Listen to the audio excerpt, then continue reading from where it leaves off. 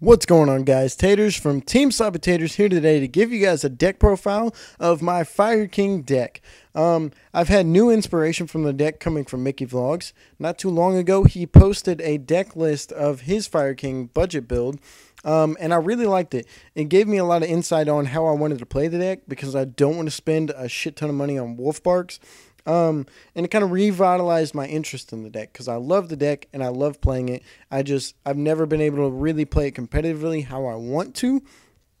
But now I have a lot of revitalized interest in the deck because this version is very, very fun and has a lot of hidden power. I'm going to go ahead and run through it one quick time with you guys, and then I'll get into some quick explanations. And yeah, that'll be that. Go ahead and getting into the 17 card monster lineup. We have 1 blaster, 3 big turkey, 3 big tiger, 3 big monkey, and 3 little unicorn. 2 Flamevale Fire Dogs, 1 Spiky Hedgehog, and 1 Brotherhood of the Fire Fist Bear. In our 14 spells, we run 3 Fire Formation 10 Key, 3 Rekindling, 3 Circle of the Fire Kings, 2 Onslaught of the Fire Kings, 2 Mystical Space Typhoons, and 1 Dark Hole. Our 9 traps consist of 3 Fiendish Chains, 3 Horn of the Phantom Beast, 1 Bottomless Trap Hole, 1 Solemn Warning, and 1 Cloudy and Smoke Ball, 1 Torrential Tribute. 1 Torrential Tribute, guys. In our extra deck, we run a 15-card extra deck. Big surprise there. 3 rank 3s consisting of Wind Up Zen Mains, Ghost Trick Alucard, and Levia the Sea Dragon. Our rank 4s consist of Brotherhood of the Fire Fist Tiger King, Diamond Direwolf, Gaga Cowboy, Abyss Dweller, Black Ship of Kuin, Maestroke the Symphony de Jin, and Bujinte Kagutsuchi. Our Synchros, yes, because we can play Synchros, we run our Spiky Hedgehog, 1 HTS Psyhemoth, 1 Vulcan the Divine, 1 Black Rose Dragon, 1 Leo the Keeper of the Sacred Tree, and 1 Star Eater. A few explanations I want to get into the deck is a lot of the power of this deck falls on Rekindling, and the fact that Kieran can set up Rekindling plays extremely easily. Like, it's silly that just going first can set up your Rekindling. You just go first, set Kieran, they destroy it, you send either Blaster if you don't have Rekindling in your hand, or Hedgehog if you do have Rekindling in your hand. It's really nice how easy it is to set up Rekindling in this deck. So Kieran is a very solid card in the deck. I never really liked it until I tested it in this deck, and it really showed me its power and how well it works with Rekindling in setting up rank 3 plays as well as level 6 synchro plays with Neo Flamevale Hedgehog.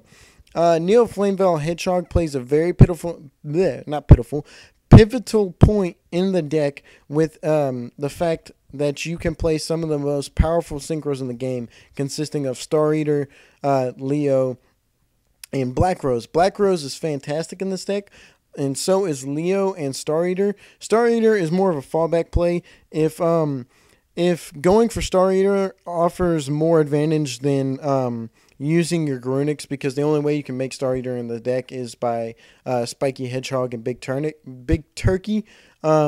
That's the only way you can go into Star Eater. So if you feel like you can gain more advantage, or it's just a flat out better play to go into Star Eater, that's the only time you'll really use your Big Turkey and Spiky Hedgehog to go into Star Eater. However, Blaster and Spiky Hedgehog make Leo very easily. It's ridiculous how easy it is to make Leo in this deck.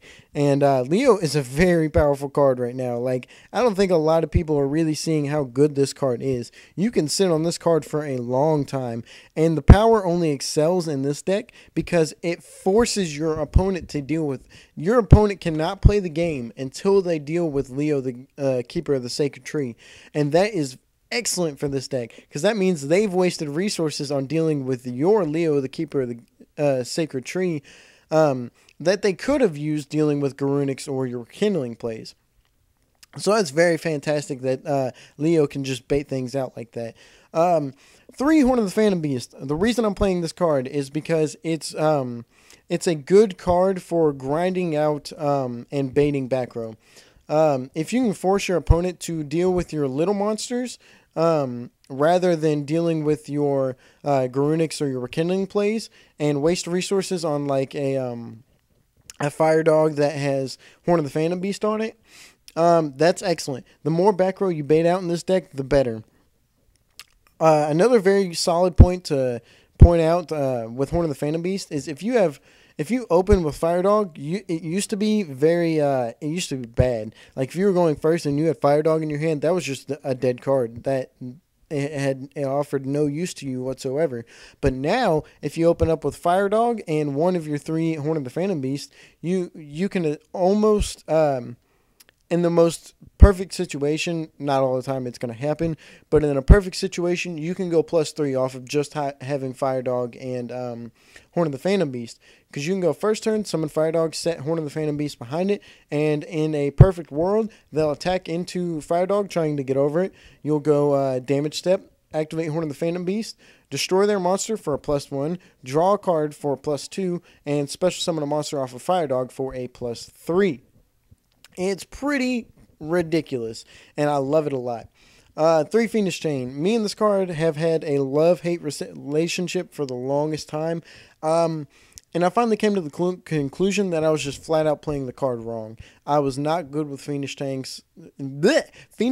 so I broke down and I taught myself really how to play the card and when it is most powerful. So me and Fiendish Chain are all buddy-buddy now, and I like it a lot. Only 2 Onslaught. The reason I'm only playing 2 Onslaught is because I only want this card in my hand when I search it off of Barong. In all honesty, I don't ever want to see this card unless I get it off Barong. In my opinion, if this card is in your hand and you didn't search it off of Barong, this could have been something to support your Garunix or Rekindling plays rather than just initiating them. In my opinion, I'd much rather have a card to support my plays than to initiate my Garunix. So whenever I'm ready to initiate my Garunix and I feel like I've got enough backup for it, that's when I'll search out this card off of Barong. Other than that, I don't want to see this card at all unless it's clutch situations. This card right here, fucking fantastic. It allows you to grind games out and wait for Rekindling. That's literally what this card does. You overlay into this card, mill 5, it sets up your Rekindling, and then you just wait for Rekindling by only having this card on the field. Because they'll have to waste resources on it, which is fantastic. That's less resources they have to deal with Rekindlings and Garunixes. And off tops, the second it's summoned, it makes your Rekindlings more alive. So that's all I really have to say about the deck, guys. Thank you so much for watching. If you have any suggestions, leave them in the comment section down below. I'll be more than happy to get back to you guys and chit-chat about the deck. If you enjoyed the video and you really like me that much, go ahead and leave a like on the video and subscribe. Other than that, guys, I enjoyed giving you guys this deck profile, and I will see you guys later. I'm TeamSlopyTaters. I'm not TeamSlopyTaters. I'm Taters from TeamSlopyTaters, and I am out.